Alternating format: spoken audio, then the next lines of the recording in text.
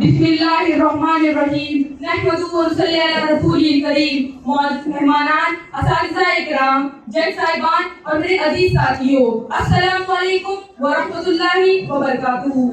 آج ہندوستان مسلمان بہت سارے مسائل میں الجھا ہوا ہے.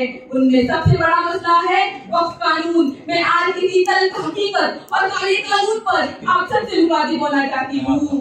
آپ سب بخوبی جانتے ہیں کہ مرکزی حکومت وقف قانون میں منمانی کر کے دستور بشریت کے خلاف جا کر وقف میں ترمیمات کر کے وقف کے انتظام کو اپنے کنٹرول میں لینا چاہتی ہے. انہیں ان ترمیمات کے ذریعے مسلموں کا کو ہڑپنے اور دباؤ میں بات کرنے کا گھنونا منصوبہ ترتیب دیا ہے. محترم سامعین، وقف چند پراپرٹیز کا چند جائیدادوں کا نام نہیں ہے، یہ ایک پوری تہذیب کا نام ہے. انسانیت کی تہذیب، حکومت کی تہذیب، فیاضی کی تہذیب، راہگیری کی تہذیب اور غریب پروری کی تہذیب. مسلمان کے لہو میں ہے سلیقہ دل آبادی کا، مروت حسن عالمگیر ہے مردان غازی کا.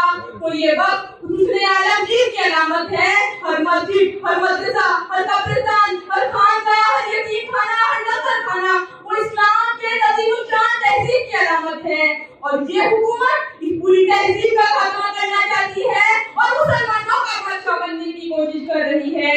یہ تو ممکن ہی نہیں تو خدا ہو جائے گا. اگر خدا بننے کی سوچے گا فنا ہو جائے گا. وقف قانون کے ہم مخالف بن کے آئے ہیں. سنو کہ وقف قانون کے ہم مخالف بن کے آئے ہیں. اگر یہ نافذ ہو گیا تو حادثہ ہو جائے گا. محترم سامعین کرام، میں بانگ دہر کہنا چاہتی ہوں وقف اللہ کی ملکیت ہے اور مسلمان اس کے امین ہے. وقف کے املاک کا تحفظ ہماری ایمانی ذمہ داری ہے. اوقاف کے جائیدادوں سے ہم ہرگز بھی دستبردار نہیں ہو سکتے. یہ بات بالکل صاف ہے کہ ہم وقف ترمیمی قانون کی کھل کر مخالفت کرتے ہیں، لیکن یہ حکومت مسلمانوں پر ظلم ڈھا رہی ہے. وقف قانون کی شکل میں ہمیں ہماری مساجد سے، ہمارے اخلاق سے، ہماری تاریخ سے، ہماری ثقافت کو دین سے ہٹانا چاہتے ہیں اور اس کو بدلنا چاہتے ہیں. ان کو لگتا ہے کہ اس بار نہیں جائے گی، کل حکومت ہے سرکار نہیں جائے گی. رب کی لاٹھی میں تو آواز نہیں ہوتی. سنو کہ رب کی لاٹھی میں تو آواز نہیں ہوتی. مظلوموں کی برباد نہیں جائے گی. عزیزان ملت، یہ جاگنے کا وقت ہے، یہ کھڑے ہونے کا وقت ہے. ہمیں خواب غفلت سے بیدار ہونا ہوگا. اس غفلت کی نیند کی وجہ سے ہم نے بہت کچھ گوایا ہے، لیکن اب ہمیں جاگنا ہوگا. یہ ملک ہمارا ملک ہے، یہ قوم ہماری قوم ہے، یہ سماج ہمارا سماج ہے. اگر ہم نہیں بولے تو کون بولے گا؟ اگر ہم اپنی آواز نہ اٹھائے تو کون اٹھائے گا؟ ہمیں وقت بڑا مہم پورے ملک میں چلانا ہوگا. اس سارے قانون کی خلاف لڑائی ہمیں مسلسل جاری رکھنا ہوگا. یہ لڑائی ہر میدان میں ہوگی.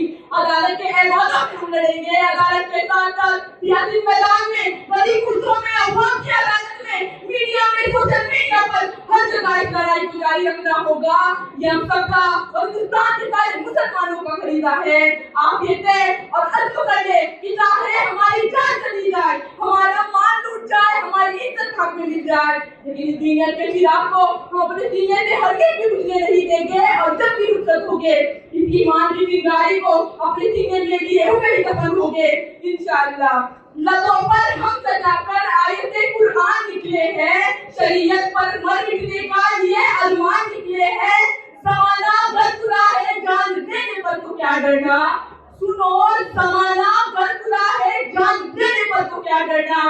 ہتھیلی پر سجا کر ہم بھی اپنی جان نکلے ہیں. واقعی دعوانا الحمدللہ.